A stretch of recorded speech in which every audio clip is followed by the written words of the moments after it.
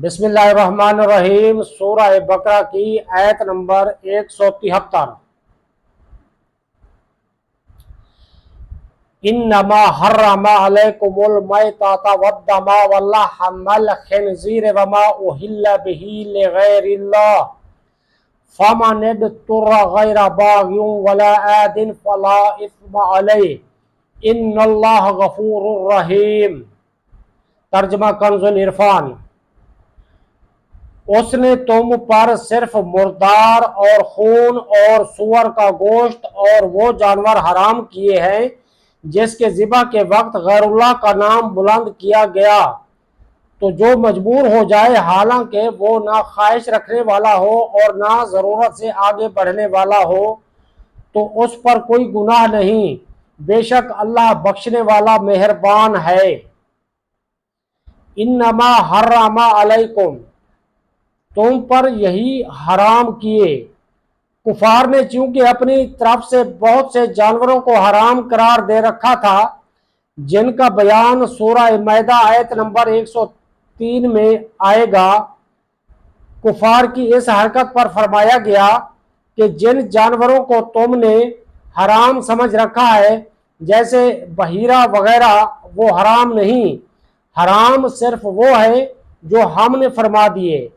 یہی مضمون مزید تفصیل کے ساتھ سورہ مائدہ آیت نمبر 3 میں بھی موجود ہے۔ اللہ تعالیٰ کی حرام کردہ 4 چیزوں کی تفصیل۔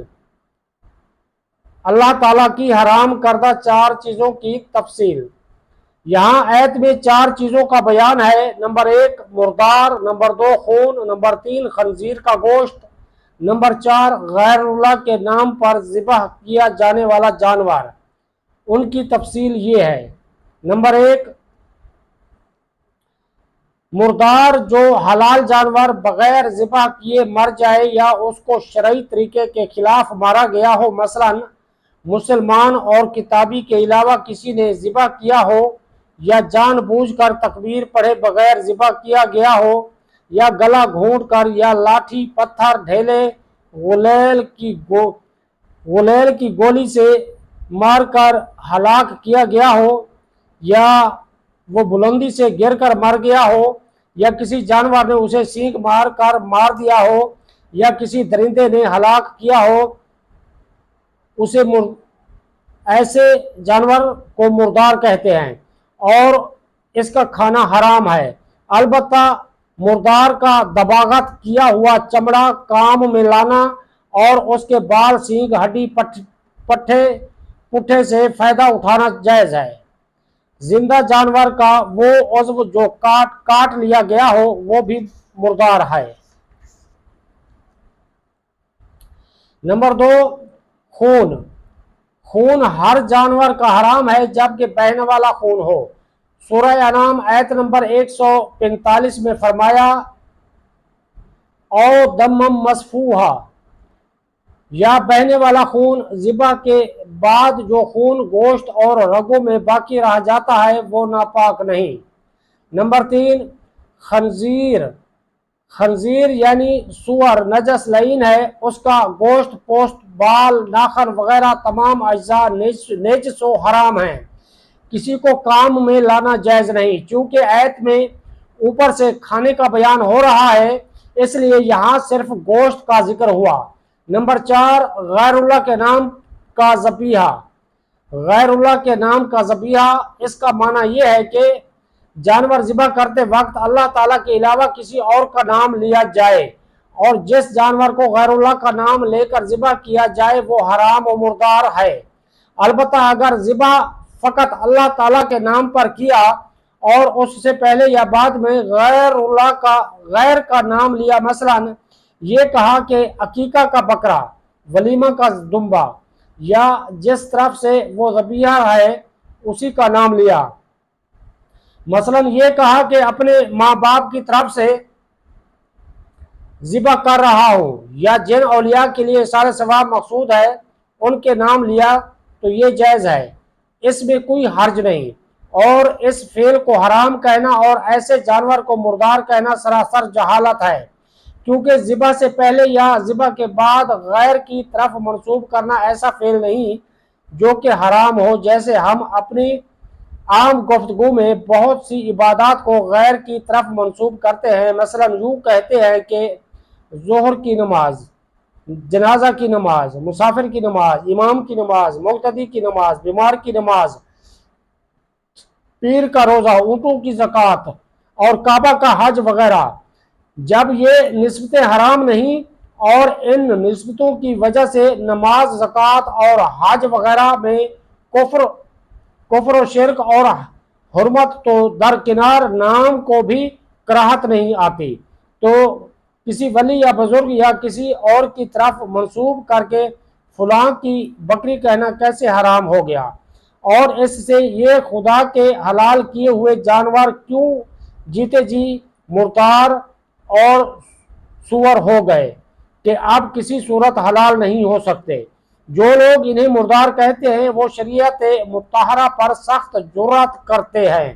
یاد رکھیں کہ کوئی مسلمان اللہ تعالیٰ کے علاوہ کسی اور کا نام لے کر جانور ذبح نہیں کرتا، اور کسی مسلمان کے بارے میں شرعی ثبوت کے بغیر یہ کہنا کہ اس نے غیر اللہ کا نام لے کر جانور ذبح کیا تو یہ بدگمانی ہے، اور کسی مسلمان پر بدگمانی کرنا حرام ہے، اور حتی الامکان اس کے قول اور فعل کو صحیح وجہ پر محمول کرنا واجب ہے، اور ذبح کے معاملے میں دل کے ارادے پر اس وقت تک کوئی حکم نہیں لگایا جا سکتا جب تک قائل اپنے ارادے کی تصریح نہ کر دے، اور اگر بالفرض بعض نہ سمجھ احمقوں پر شریعت ثبوت کے ساتھ ثابت بھی ہو جائے کہ انہوں نے غیر اللہ کا نام لے کر ذبح کیا، اور اس ذبح سے معاذ اللہ ان کا مقصود غیر خدا کی عبادت ہے، تو کفر کا حکم صرف انہی پر ہوگا۔